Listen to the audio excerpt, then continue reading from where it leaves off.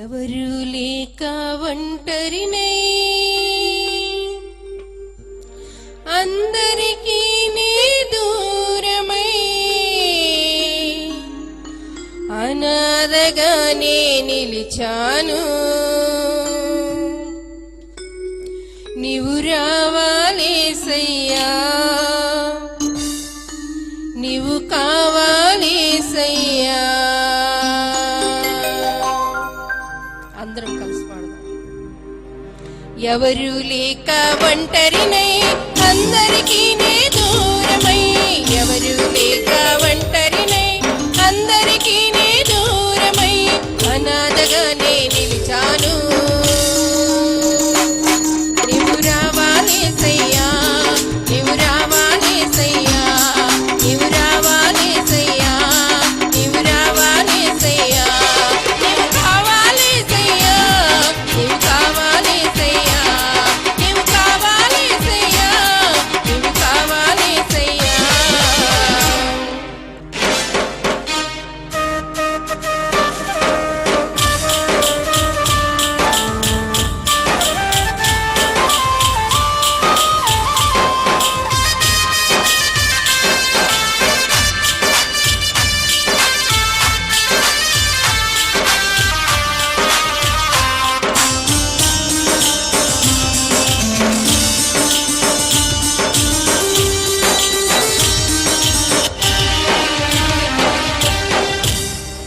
స్నేహితులని నమ్మాను, మోసం చేశారు.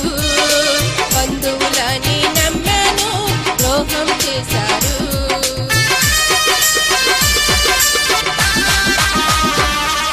స్నేహితులని నమ్మాను, మోసం చేశారు. బంధువులని నమ్మాను, ద్రోహం చేశారు. దీనుడనై అందుడనై అనాథగానే నిలిచాను. దీనుడనై అందుడనై అనాథగానే నిలిచాను. నీవు రావాలేసయ్యా, నీవు రావాలేసయ్యా, అందరం నీవు రావాలేసయ్యా, నీవు రావాలేసయ్యా. దేవుని ఘనమైన నామమునకు స్తోత్రం. Praise the Lord. హల్లెలూయా. దేవుని యొక్క కృపను బట్టి ఆయన యొక్క సన్నిధిలో బహుబలముగా నిలబెట్టుకొని ఆయన యొక్క మహిమను, ఆయన యొక్క కార్యాలను, ఆయన యొక్క కృప ఎల్లవేళలా అందరి మీద ఉంచి ఆయన్ని స్తుతించే వ్యక్తులుగా మనం ఉంచినందుకు ఆయనకే మహిమ ఘనత. చిన్న ప్రార్థన చేసుకుందాం. జీవము కలిగిన తండ్రి, ప్రేమ కలిగిన దేవ, ఈరోజు నా తండ్రి నీ బిడ్డలతో మీరు మాట్లాడి వారిని నా తండ్రి నిన్ను స్తుతించే వ్యక్తులుగా, నిన్ను గణపరిచే వ్యక్తులుగా వారిని నీ ఆత్మతో నింపి నీ వైపు తిరిగే బిడ్డలుగా నా తండ్రి ఉంచమని నీ నామమున అడుగుతున్నాం తండ్రి. ఆమేన్. దేవునికి స్తోత్రం. మరి ఈరోజు స్తుతులలో శక్తి అనే యొక్క అంశం మరి మాట్లాడుకుందాం. మనం దేవుణ్ణి ఎప్పుడు స్తుతించే వారికి ఉండాలండి. మనం ఎప్పుడు దేవుణ్ణి గణపరిచే వారికి ఉండాలి. పరిశుద్ధ గ్రంథంలో అనేక రీతిలో అనేక మంది భక్తులు ఎప్పుడు స్తుతించారు, ఎప్పుడు మహిమపరిచారు. ఆది కాండమును నుంచి ప్రకటన గ్రంథం వరకు దేవుణ్ణి ఎప్పుడు భక్తులు స్తుతిస్తూ, గణపరుస్తూ, మహింపరుస్తూ, ప్రార్థిస్తూ వచ్చారండి. అసలు స్తుతి అనేది ఎక్కడ అంటే మొదలైందంటే ఆది కాండం మనం 14:20లో చూసుకుంటే మొట్టమొదటిసారిగా స్తుతి అనే మాట మనకు వినపడుతుందండి. మొట్టమొదటిసారిగా ఆ స్తుతి అనే మాట వినపడుతుంది. ఎందుకు వినపడుతుందంటే 14:20లో చూసుకుంటే రాజు ఏం చేస్తాడంటే అబ్రహాము గారికి ఆ యొక్క దేశానికి వెళ్ళినప్పుడు ఉట్టిగా వెళ్ళాడు. ఉట్టిగా తన భార్యని తీసుకుని వెళ్ళినప్పుడు తిరిగి వచ్చేటప్పుడు సర్వ ఆస్తితో కూడి అంటే పనివారితోనూ అంటే బంగారంతోనూ వెండితోనూ పశువులతో తిరిగి వచ్చేటప్పుడు అక్కడ దేవుణ్ణి ఒకసారి స్తుతించాడండి. అంటే ఏమని స్తుతించాడంటే ఆది కాండము 14:20 మొట్టమొదటిసారిగా అబ్రహాము గారు స్తుతించాడు. నీ శత్రువులను నీ చేతికి అప్పగించిన సర్వోన్నతుడగు దేవుడు స్తుతింపబడును గాక అనియు చెప్పెను. అయితే అక్కడ నీ శత్రువులను నీ చేతికి అప్పగించి సర్వోన్నతుల దేవునికి స్తుతించబడును గాక అని చెప్పినప్పుడు అక్కడ ఏమంటే నీ ఈ పనివారిని, ఈ మనుషుల్ని, నీ ఆస్తిని నీకు అప్పగించేదను అనేసి అన్నప్పుడు అయితే అక్కడ ఇచ్చినప్పుడు దేవుని స్తుతించి మొట్టమొదటగా 10వ వంతు అర్పించడం మొదలుపెట్టాడండి. మొట్టమొదటిసారిగా అబ్రహాం గారు స్తుతించాడు. అక్కడ దేవుణ్ణి ఎందుకు స్తుతించాడు అంటే అక్కడ ఇచ్చినటువంటి వారిని స్తుతించలేదు. ప్రియమైన దేవుని బిడ్డ జాగ్రత్తగా గమనించండి. మనం ఏదైనా ఎవరైనా మనకు ఒక వస్తువు ఇచ్చినప్పుడు, మనకి ఏదైనా హెల్ప్ చేసినప్పుడు ఏం చేస్తామంటే వారిని మనం స్తుతిస్తాం, వారికి మనం థ్యాంక్స్ అని చెప్తాం, వారిని మనం మెప్పుగా మాట్లాడతాం, వారిని పై అంతస్తుకి ఎక్కిస్తాం. ఇక్కడ ఇచ్చిన వ్యక్తికి థ్యాంక్స్ చెప్పలేదు, ఇచ్చిన రాజుకి స్తుతించమని అనే స్తుతి చెప్పట్లేదు, కానీ దేవాది దేవునికి సర్వోన్నతుడికి స్తుతి చెప్తున్నాడు. ప్రియమైన దేవుని బిడ్డ ఎవరికి స్తుతి చెప్తున్నాడంటే ఆ ఇచ్చిన ఆ సదవ రాజుకి చెప్పట్లేదు, అది ఇచ్చినటువంటి వ్యక్తికి చెప్పట్లేదు. కానీ అయితే ఇప్పుడు మనం ఇక్కడ ఈ లోక సంబంధం ఉంటే ఏదైనా ఒక మనిషి హెల్ప్ చేస్తే, ఒక మనిషి మనకి ఏదైనా ఇస్తే చాలా థ్యాంక్స్ అని చెప్తాం, ఆయనకి చాలా చేతులు పట్టుకొని అంటే ఇచ్చేస్తూ ఉంటాం. కనుక ఇక్కడ దేవాది దేవునికి సర్వోన్నతుడైన దేవునికి స్తుతించాడండి. ఈ స్తుతి అనేది ఆదికాండం 14:20లో స్టార్ట్ అయింది. అక్కడ 10వ వంతుగా ఇవ్వటం స్టార్ట్ అయింది. అయితే నువ్వు ఏ స్థితిలో స్తుతిస్తున్నావు, ఎలాగ స్తుతిస్తున్నావు అంటే యెహోవా గొప్పవాడని ఒక వ్యక్తి స్తుతిస్తున్నాడండి. అంటే కీర్తనాకారుడు అంటే 48:1లో ఎక్కడ ఎలా స్తుతిస్తున్నాడు? దేవుని పట్టణమందు ఆయన పర్వతమందు యెహోవా గొప్పవాడును బహు కీర్తనీయుడైన ఉన్నాడు. చాలు. ఇక్కడ కోరాహు కుమారులండి. అసలు వీళ్ళ గురించి నేను అంటే మీ అందరికీ తెలుసు, నాకైతే ఇంకా చాలా ఇష్టం కోరాహు కుమారులు అంటే. ఇక్కడ ఏమిటంటే మన దేవుని పట్టణమందు ఆయన పరిశుద్ధ పర్వతమునందు యెహోవా గొప్పవాడని బహు కీర్తి కలిగిన వాడై ఉన్నాడు. హల్లెలూయా. కోరాహు చూస్తే దేవుని మీద వ్యతిరేకం చేశాడు. కోరాహు అయితే దేవునికి వ్యతిరేకంగా, దేవుని ప్రజలకు వ్యతిరేకంగా నడుచుకున్నాడు. ఇక్కడ వారి బిడ్డలు నిజంగా ఒకచోట రాయబడింది 84లో అనుకుంటా కీర్తనలో, అంటే నా శరీరము నా మనసు ఆనందముతో ఉప్పొంగుతుంది అన్నారండి. బా ఎంతగా అండి. ఇక్కడ చూస్తే దేవుడు ఏ రకంగా అంటే యెహోవా గొప్పవాడని ఇక్కడ మహిమపరుస్తున్నారండి. అయితే యెహోవాని అక్కడ కోరాహు దూషించాడు. అయితే అంటే దూషించమని కూడా ఆ యొక్క ఇశ్రాయేలుకి చెప్పాడు. అయితే ఇక్కడ ఏంటంటే తన యొక్క కుమారులు అంటే కోరాహు ఏం చేస్తున్నారంటే, కోరాహుకు కుమారులు ఏం చేస్తున్నారంటే మన దేవుని పట్టణమియందు మందు ఆయన పరిశుద్ధ పర్వతమునందు యెహోవా గొప్పవాడని బహుకీర్తిని కలిగిన వాడై యుండెను. ప్రియమైన దేవుని ఇంత ఇదిగా స్తుతిస్తున్నారు. అక్కడ చూస్తేనే నా శరీరము నా మనసు ఆయన దేవాలయంలో ఉండవలెనని ఆశతో ఉప్పొంగుచున్నదనేది మాట్లాడారు. ఇక్కడ చూస్తే దేవుడు ఎక్కడంటే అంటే మన దేవుడు పట్టణం యందును ఆయన పరిశుద్ధ పర్వతం యందును కాడా అంటే బహు గొప్పవాడు, కీర్తి కలిగిన వాడని ఇలా మాట్లాడుతున్నారండి. నువ్వేనా స్తుతిస్తున్నావా? నీకు అంటే ఒక ఉన్నతమైన స్థితికి వెళ్ళినప్పుడు దేవుణ్ణి స్తుతిస్తున్నావా? ఉన్నతమైన స్థానానికి తీసుకెళ్ళినప్పుడు దేవుని మహింపరుస్తున్నావా? ఉన్నతమైన ఉద్యోగం ఇచ్చినప్పుడు కృతజ్ఞతలు చెల్లిస్తున్నావా?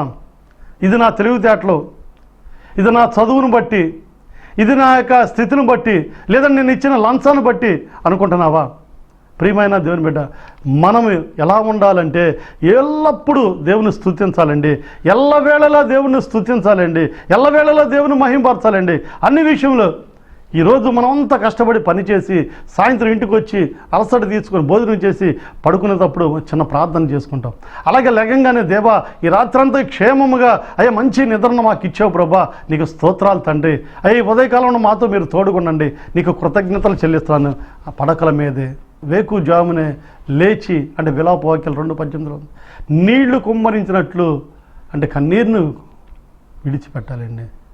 నీళ్ళని ఎలా అయితే కుమ్మరిస్తారో అలా కన్నీరుతో మనం మొరపెట్టాలి, స్తుతించాలి, ఆరాధించాలి, ఆనందం కలగజేసే వ్యక్తులుగా మనం కనపడాలి. ప్రియమైన దేవుని బిడ్డలారా, స్తుతిస్తే మనకు శక్తి వస్తుంది, స్తుతిస్తే మనకు మహిమ కలిగిద్ది, స్తుతిస్తే ఇంకా ఉన్నతమైన స్థానానికి మనం నడిపిస్తుంటాడు. ప్రియమైన దేవుని బిడ్డ నువ్వెప్పుడు స్తుతించాలి.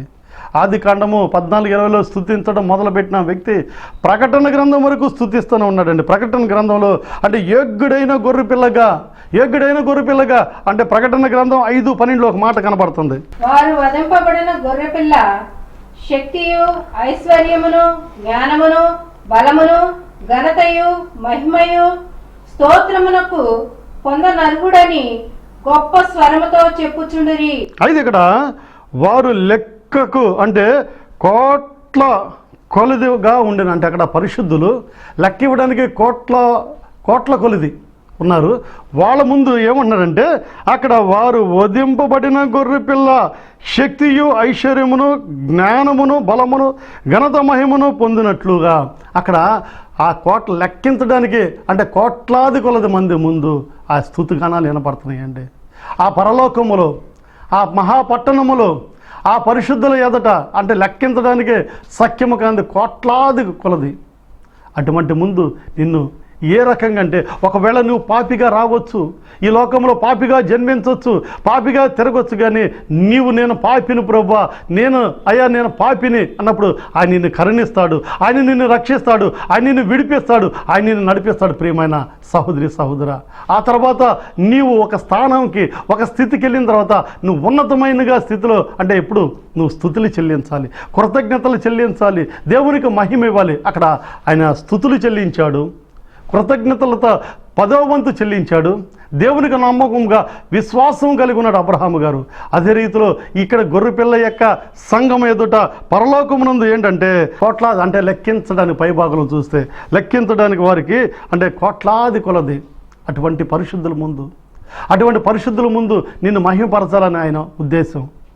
నువ్వు ఎక్కడ ఈ భూలోకములో ఏ రకంగా నువ్వు స్తుతిస్తావో, ఏ రకంగా దేవుని మహిమపరుస్తావో, ఏ రకంగా దేవుని ఆరాధిస్తావో, ఏ రకంగా దేవుని ఘనపరుస్తావో ప్రియమైన దేవుని బిడ్డారా, నీ ఘనత నీ యొక్క మహిమలు అక్కడ పరలోకం నుండి గొర్రెపిల్ల యొద్దు నీకు ఘనత కలిగిద్ది. కోట్లాది పరిశుద్ధుల ముందు జీవ కిరీటాలు నీకు ఇస్తారు. అనేక మంది పరిశుద్ధుల ముందు నీ ఒక ప్రవేశించినప్పుడు, ఈ లోకాన్ని విడిచిపెట్టిన వెళ్ళినప్పుడు అక్కడ నీకు మహిమ కలిగిద్దండి. నీకు అక్కడ యోగ్యుడైన ఆ గొర్రెపిల్ల ఎదుట నీకు ఘనత కలిగిద్ది. ప్రియమైన సహోదరి సహోదరుడా, నీవు స్తుతులలో శక్తి ఉందని అర్థం చేసుకో. నువ్వు వేకువలో లేచి స్తుతించాలి దేవుణ్ణి, వేకువలో లేచి దేవునికి మహిమపరిచే వ్యక్తిగా నువ్వు కనపడాలి. అయితే చాలామంది ఈ లోకంలో వ్యర్థమైనవి చూస్తున్నారు, వ్యర్థమైన అంటే పనులు చేస్తున్నారు. సెల్ ఫోన్లు వేకువని లేచి మెసేజ్లు, వాట్సాప్లు ఏమొచ్చినాయా, ఏం పోయినాయా, ఏం పెట్టాలా, ఏంటి ఇటువంటి అజ్ఞానంలోకి వెళ్తున్నాం. కానీ అంటే పరిశుద్ధమైన ఎదుట ఘనత పొందుకోవాలి, మహిమ పొందుకోవాలి, ఆయన బలాన్ని ఆయన శక్తిని పొందుకోవాలని ఆలోచన లేకుండా పోతుంది. అంటే ఈ యొక్క పాపపు శరీరం నన్ను ఏం చేయలేవు. ఒక మంచి స్టేట్మెంట్ ఇవ్వాలండి, ఈ శరీరం నన్ను ఏం చేయదు, ఒకవేళ నీ మీదకి ఒక రోగం వచ్చి పడినా ఇది నన్ను ఏమి చేయలేదు అనేసి మనం దులుపుకోవాలి. అయితే ఇక్కడ ఒక మాట, దేవుని బట్టి నేను ఆయన వాక్యమును కీర్తించెదను. నిన్ను బట్టే వెనకాల నడుచుకుని ఒక మాట, ఫెలోషిప్లో ఒక మాట ఉంటుంది, సహవాసంలో ఏంటంటే ముందున్న వారిని బట్టి వెనకున్న వాళ్ళు నడుచుకుంటారు. నీ ముందు ఉన్నవారి ప్రవక్తన ఎలా ఉంది, నీ ముందున్న కూర్చున్న ప్రవక్తను బట్టి వెనకాల ఉన్న వాళ్ళు నిన్ను ఫాలో అవుతుంటారు. నువ్వు జాగ్రత్తగా ఉండాలి సుమా.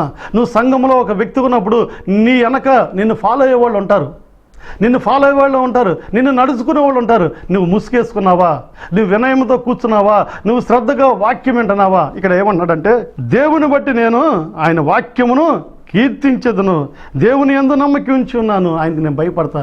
శరీరం మీదకి నాకు ఏదొస్తే ఏముంది, శరీరం మీదకి ఏమొస్తే ఉంది. అయితే ఆయన వాక్యమును బట్టి మనం జీవించాలి. శక్తి కలిగిన కార్యాలు కూడా చేస్తాడంటండి. ఎటువంటి శక్తి కలిగినవి అంటే దేవుడు చేసే కార్యాలు నమ్మశక్యం కానిదండి. ఆయన చేసే కార్యాలు నిజంగా కంటికి కనపడవు, చెవి కనపడవు. ఆయన శక్తి కలిగిన కార్యాలు నువ్వు లేని మేళ్ళు నీకు ఇస్తాడండి, ఊహించలేని అద్భుతాలు నీ పట్ల చేస్తాడు. నువ్వు అందుకోలేని నీకు అందిస్తానికి ఆయన సిద్ధంగా ఉన్నాడండి. నువ్వు స్తుతిస్తున్నావా? నీకు అంటే స్తుతించే అంటే ఏంటో తెలుసా? వేకుని లేచి దేవుని పాదాలు పట్టుకోవాలి, కన్నీరు విడిచాలి, స్తుతించాలి. దేవా, ఈ నిన్నటి దినమంతా నన్ను కాచి కాపాడు ప్రభా, నా మార్గంలో నువ్వు తోడుకున్నావు ప్రభా, నాతో తోడుకున్నావు తండ్రి, నా ఉద్యోగంలో తోడుకున్నావు తండ్రి. అయ్యా, మరి నేను యథార్థంగా ఉంచడానికి నిన్ను పట్టే ప్రభా అనేసి నీ వాక్యంను బట్టే ప్రభా. ఎందుకంటే వేకుని లేచి మనం వాక్యాన్ని ధ్యానించాలి, దేవునితో మనం మాట్లాడాలి, దేవునికి మనకు కనెక్షన్ ఉండాలి, దేవునికి మనకు సంబంధం కలిగి ఉండాలి. ప్రియమైన దేవుని బిడ్డ, ఈ సంబంధం లేకుండా ఏది లేకుండా అంటే నువ్వు లోక సంబంధం ఉంటే ఏ రకంగా స్తుతిస్తావు, ఏ రకంగా దేవుని యొక్క రుచి నువ్వు తెలిసిద్ది నీకు. అయితే ఇక్కడ శక్తి గలది అంటే శక్తి గల వాక్యమేనంటండి. శక్తి కలిగిన కార్యాలు జరిపించే దేవుడు. ఆయన పరాక్రమ కార్యాలను బట్టి అంటే ఏ రకమైన కార్యాలు అంటే పరాక్రమ కార్యాలు నీ జీవితంలో నువ్వు చూడనటువంటి కార్యాలు, ప్రియమైన దేవుని బిడ్డ, నువ్వు చేయలేనటువంటి కార్యాలు దేవుడు నీ చేత చేపిస్తాడండి. అంతేకాకుండా ఆయన మహా ప్రభావం బట్టి ఆయన స్తుతించాలండి. ఆయన నీ పట్ల చేసేదాన్ని బట్టి నువ్వు ఆనందంతో స్తుతించాలండి. నీకు అంటే గర్భఫలం లేనప్పుడు, గర్భాన్ని ఇచ్చినప్పుడు నువ్వు స్తుతించాలి. ఆ గర్భఫలం దేవుడు నిన్ను ఆస్వాదించినప్పుడు, ఆ యొక్క బిడ్డ ఎదుగుతున్నప్పుడు అన్నిట్లోనూ జ్ఞానంలోను, చదువులోను, తెలుగులోను అయ్యా వృద్ధి కలగజేయని మనం స్తుతించాలి, బతిమలాడుకోవాలి. బిడ్డ పుట్టిన దగ్గర నుంచి మనం గోజాడాలి. ఏదో అంటే పుట్టాడు కదా, చదువుకునేటప్పుడు, క్లాస్కి వెళ్ళేటప్పుడు, లేదంటే వయసు వచ్చినప్పుడు, ఉద్యోగానికి వెళ్ళేటప్పుడు, లేదంటే వివాహం సమయం వచ్చినప్పుడు, పెళ్లి సమయంలో కాదండి. ఎల్లప్పుడూ మనం స్తుతించాలి. దావీదుని చూద్దాం. అక్కడ దావీదు ఒక పాట పాడతాడు. ఎప్పుడు గొర్రెలను మేపుకుంటూ, ఎప్పుడు తాను తంబురును పట్టుకొని అయ్యా ఎప్పుడు పాట పాడతాడు.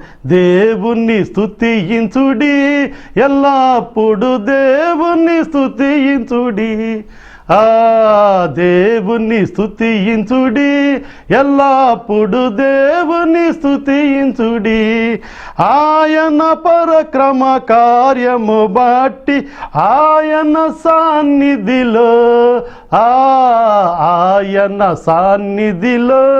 ఎల్లప్పుడు దేవుణ్ణి స్తుతించుడి. దావీదు తన మందను మేపుతూ, తన మందను కాస్తూ, ఆ సింహాలు తోడేళ్ళ మధ్యన ఉంటూ ఎప్పుడు దేవుని స్తుతించేవాడండి. ఎల్లవేళలా దేవుని స్తుతించేవాడండి. ఎల్లవేళలా దేవుని స్తుతించేవాడు. అటువంటి స్తుతి ఉన్నప్పుడు దేవుని యొక్క కనుదృష్టి నీ మీదకి వస్తుంది. అటువంటి నువ్వు స్తుతులు కలిగి ఉన్నప్పుడు దేవుని యొక్క హస్తం నీ మీదకి వస్తుంది. ప్రియమైన దేవుని బిడ్డ, దేవుని యొక్క హస్తం రావాలంటే, దేవుని యొక్క కృప, దేవుని యొక్క కనికరం నీ మీద రావాలంటే నువ్వు స్తుతులలో ఉండాలండి. దేవుని ఎప్పుడూ స్తుతించాలి, ఎప్పుడు ధ్యానించాలి, ఎప్పుడు నెమరు వేసే వ్యక్తిగా నువ్వు ఉంటే దేవుడు ఖచ్చితంగా నిన్ను ఆ దావీదును జ్ఞాపకం చేసుకున్న వ్యక్తి కోరహ బిడ్డలో దేవుని జ్ఞాపకం చేసుకుంటున్నాడు. దావీదు దేవుని యొక్క హృదయానుసారుడు. ప్రియమైన దేవుని బిడ్డలారా, ఎప్పుడు దేవుని స్తుతించాడు. నువ్వు ఏ రకంగా ఉంటున్నావు? నీ మనసు ఎప్పుడు దేవునికి ఇస్తున్నావు? కష్టం వచ్చినప్పుడు దేవునికి ఇస్తున్నావా? అయ్యా కన్నీరుతో ఉన్నప్పుడు దేవుని దగ్గరికి వస్తున్నావా? వేదన వచ్చినప్పుడు, అప్పులు పాలు అయిపోయినప్పుడు, జైల్లోకి వెళ్ళినప్పుడు, హాస్పిటల్లో పడిపోయినప్పుడు అప్పుడు దేవుని స్తుతిస్తున్నావా? ఎప్పుడు స్తుతించాలండి. ఎప్పుడు ఆయన ప్రభావాన్ని మనం గణపరిచే వ్యక్తులుగా ఉండాలి. సహోదరుడా, అయితే ఇక్కడ ఒక వ్యక్తి కూడా జ్ఞానం ఇచ్చినందుకు అంటున్నాడు. ఒక వ్యక్తి జ్ఞానం ఇచ్చాడు. ఆ వ్యక్తి జ్ఞానం ఇచ్చినందుకు దేవుని స్తుతిస్తున్నాడు. అంటే ఎందుకు జ్ఞానం అంటే, రాజు కల రావటం, రాజు ఆ కళను మర్చిపోవటం. అయితే అక్కడ ఊర్లో ఉన్న రాజులు అంటే ఆ రాజనగర్ ఉన్న జ్యోతిష్కుల్ని, సోదిగాళ్ళని వీళ్ళందరినీ పిలిచాడు. అయితే ప్రవక్తలను కూడా పిలిచారు. నేను ఆ కళ కన్నాను, ఆ కళను నేను మర్చిపోయాను, ఆ కళ చెప్పాలి, కళలో భావం చెప్పాలన్నప్పుడు కళ అయితే చెప్తే దాని భావం మేము చెప్తాము అన్నప్పుడు ఇక్కడ ఉన్న వారందరినీ, ఈ ప్రవక్తలను అందరినీ చంపేయమన్నప్పుడు అక్కడ దానియేలుకి అంటే జ్ఞానం ఇచ్చాడండి. ఆ జ్ఞానము దేని ద్వారా వస్తుంటే కేవలం ముమ్మారు ప్రార్థించాడు. కేవలం ఎప్పుడూ దేవుణ్ణి ప్రార్థించేవాడు. శాసనానికి లెక్క చేయలేదు, ప్రాణం మీదకి వచ్చినప్పుడు లెక్క చేయలేదు, సింహాలు బోనులో పడవేసినప్పుడు కూడా దేవుణ్ణి స్తుతించాడండి. సింహాలు అయితే నోరును మూపించాడు దేవుడు. హల్లెలూయా. ప్రియమైన దేవుని బిడ్డలారా, అందుకే ఏమంటే, మా పితరులు దేవా నీవు వివేకమును బలమును నాకు అనుగ్రహించి ఉన్నావు. అంటే మేమేది అడిగే ఏ సంగతులను ఇప్పుడు మాకు తెలియజేయవాడు గనక నేను నిన్ను స్తుతించి గణపరుచుతున్నాను గనక. అయితే ఇక్కడ ఏంటంటే, రాజుకు వచ్చిన కళను భావం చెప్పే జ్ఞానాన్ని ఇమ్మంటున్నాడు. రాజుకి ఇచ్చిన కళగా అంటే వచ్చిన కళకు చెప్పే జ్ఞానాన్ని ఇమ్మన్నప్పుడు కళను చూపించాడు, కళలో ఉన్న భావాన్ని చూపించాడు. ప్రియమైన దేవుని బిడ్డ, అయితే ఎక్కడి నుంచి వచ్చిందంటే ప్రార్థన, స్థుతిలోని శక్తి ఉంటుందండి. ఆ ప్రార్థనలో అజేయమైన శక్తి ఉంటుందండి. ఎక్కడ లేని శక్తి వస్తుంది. నువ్వు ప్రార్థిస్తే నీకు శక్తి కలగజేస్తాడు, జ్ఞానాన్ని కలగజేస్తాడు, సర్వాన్ని ఇస్తాడు. ప్రియమైన దేవుని బిడ్డారా, నువ్వు ఎటువంటి స్థితిలో ఉన్నా నువ్వు అజేయమైన ప్రార్థనా శక్తితో దేవుణ్ణి అడుగు, దేవుణ్ణి స్తుతించు. స్థుతులలో శక్తి కలిగి ఉంది. అయితే వీటిని నువ్వు మర్చిపోతున్నావు. అయితే ఎంతో మనకు తెలుసు అని అనుకుంటున్నాము. కానీ ఈ పరిశుద్ధ గ్రంథం 66 పుస్తకాల్లో ఇది చిన్నదే కావచ్చు, కానీ కొన్ని జీవితాలు, కొన్ని యొక్క దేశాల్లో అంటే జరుగుతున్న వాటన్నిటినీ కొన్ని వేల సంవత్సరాల క్రితమే ఈ యొక్క చిన్న పరిశుద్ధ గ్రంథంలో రాయబడింది. ఇది చూడటానికి చిన్నది కావచ్చు, కానీ ప్రపంచమంతా ఈ యొక్క పరిశుద్ధ గ్రంథంలో ఉంది. ప్రియమైన దేవుని బిడ్డారా, నీ జాతకం నా జాతకం, నీ స్థితి నా స్థితి, జరిగిన మన పితరులు అంటే వారి స్థితిని కూడా పరిశుద్ధ గ్రంథం రాయబడింది. కనుక ఏంటంటే, జ్ఞానం ఇచ్చినందుకు దేవునికి కృతజ్ఞతలు చెల్లించాలి. దానియేలుకి జ్ఞానాన్ని ఇచ్చాడు. దానియేలుకి మంచి జ్ఞానాన్ని ఇచ్చాడు. ఏమన్నాడంటే అక్కడ మా పితరుల దేవా అన్నాడు. అంటే మా దేవుడు కాదయ్యా, నాకు దేవుడు కాదు, మా పితరులకు కూడా నువ్వు దేవుడు అయి ఉన్నావు. ఏది యుగమును నీవే దేవుడు అయ్యా అనేసి అటువంటి దేవుని గణపరిచి ఆ కళను, ఆ యొక్క కళ యొక్క భావాన్ని రాజు సన్నిధికి వెళ్ళి చెప్పే కృపనిచ్చాడు. ప్రియమైన దేవుని బిడ్డలారా, దావీదు నాట్యం ఆడుతున్నాడండి. అంటే ఇక్కడ స్తుతించారు, అంటే ప్రార్థించారు, దేవుని మేళ్ళు పొందుకున్నారు. ఇక్కడ దావీదు అప్పుడు స్తుతించాడు, ఇక్కడ నాట్యం ఆడుతున్నాడండి. అంటే సంతోషంతో అతను నాట్యం ఆడుతుంటే తన యొక్క పైన వస్త్రం కూడా జారిపోయి పడిపోయే స్థితిలో కింద భాగంలో మనకు కనపడుతుంది. అయితే అటువంటి స్థితిని కలగజేశాడు. అంటే అటువంటి స్థితిలో అంటే దావీదు నాట్యం ఆడాడండి. దేవుణ్ణి ఏ రకంగా అంటే అక్కడ స్తుతుల్లో శక్తి ఉంది, ప్రార్థనలో అజయమైన ప్రార్థనలో శక్తి ఉంది. అయితే ఇక్కడ స్తుతులలో కూడా అజయమైన ప్రార్థనలో కాకుండా ఆ యొక్క దేవుని యొక్క మందసాన్ని దావీదుపురమునకు తీసుకుని, అంటే ఎక్కడంటే బాక నాదమునతో యెహోవా మందసమును తీసుకుని వచ్చి ఎలాగంటే నాట్యమాడుతూ, అంటే తన యొక్క వస్త్రాన్ని జారిపోతాం తెలియకుండా ఉన్నప్పుడు కూడా అటువంటి స్థితిలో నాట్యమాడుతూ దావీదు ఆ యొక్క మందసాన్ని తీసుకొచ్చాడండి. దేవుని అటువంటిగా విధంగా స్తుతించాడు. దేవుని అటువంటి విధంగా నాట్యమాడుతూ గణపరిచాడు. ఈ రోజుల్లో కూడా కొంతమంది నాట్యాలు ఆడిస్తున్నారు. 3 గంటల సమయంలో పేతురు దేవాలయంకి వెళ్ళినప్పుడు వారిని చూసినప్పుడు ఈ భిక్షగాడు వారిని చూసి వారి దగ్గర ఏదో దొరికిద్ది అనుకున్నారు, దొరకలేదు. కానీ అక్కడ ఏమన్నంటే వాడు అంటే పేతురు వారి చేతిని పట్టుకుని లేవమన్నప్పుడు వాడు లేచి అక్కడ ఏమన్నాడంటే వాడి దిగ్గున లేచి నడుచుతూ గంతులు వేయిచు దేవుని స్తుతించుతూ వారితో కూడా దేవాలయానికి వెళ్ళాడు. హల్లెలూయా.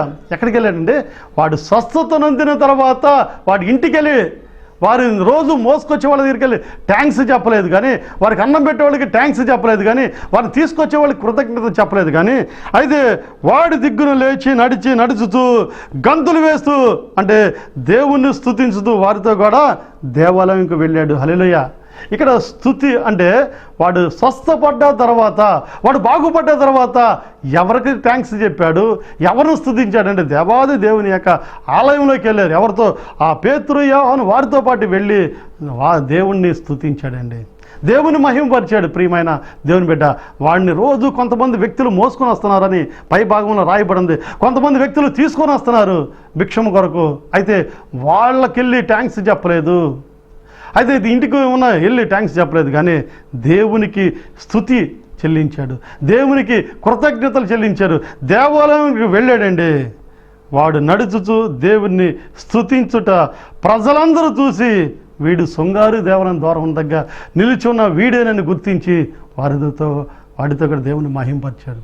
నిన్ను బట్టే నువ్వు ఎప్పుడైతే హీల్ అవుతావో, నువ్వు ఎప్పుడైతే మారతావో, నిన్ను బట్టి వెనకాల అనేక మంది నీ వెంబట పడతారు. ప్రియమైన దేవుని బిడ్డ, నువ్వు స్వస్థ పొందిన తర్వాత నువ్వు స్తుతించడం ప్రారంభించి ఆ యొక్క వ్యక్తి 38 ఏళ్ళ దగ్గర ఆ యొక్క కోనేరు దగ్గర పడున్న వ్యక్తి మరొకసారి దేవాలయం కనిపించినప్పుడు ఆయన మరి ఎక్కువ కీడు నీ మీదకి రావద్దు. అంటే మంచి వ్యక్తిగా కనపడలేదు, నువ్వు మరి ఎక్కువ కీడు నీ మీదకి రావంటే జాగ్రత్తగా ఉండు.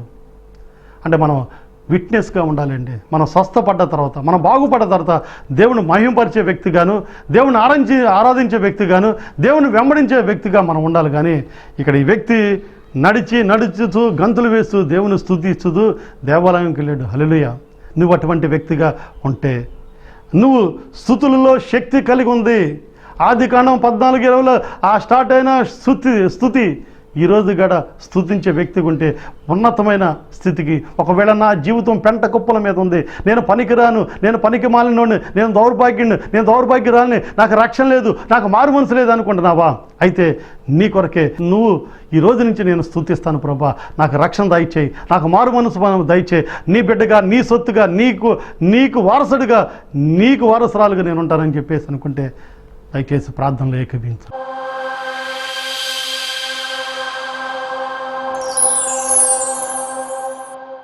పరిశుద్ధుడా, ప్రేమ కలిగిన తండ్రి, జీవము కలిగిన దేవా, స్తుతులలో నా తండ్రి శక్తి. అయ్యా, నిన్ను స్తుతించినప్పుడు శక్తి పొందుకుంటారు తండ్రి. అయ్యా, నీ వైపు చూసినప్పుడు వారికి శక్తి కలిగిద్ది, జ్ఞానము కలిగిద్ది నా తండ్రి, వారికి స్వస్థత కలిగిద్ది నా తండ్రి, వారు నాట్యం ఆడతారు తండ్రి. అయ్యా, కోరాహు బిడ్డలు అంటున్నారు తండ్రి, కొరహ బిడ్డలు అంటున్నారు ప్రభువా, అయ్యా నా తండ్రి, నా శరీరము నా మనసు నీ సన్నిధిలో నీ దేవాలయం ఉన్నప్పుడు ఉప్పొంగుతుంది, అది కేకలు వేస్తుంది అనేసి. అయ్యా శరీరం కూడా కేకలు వేస్తుంది ప్రభా.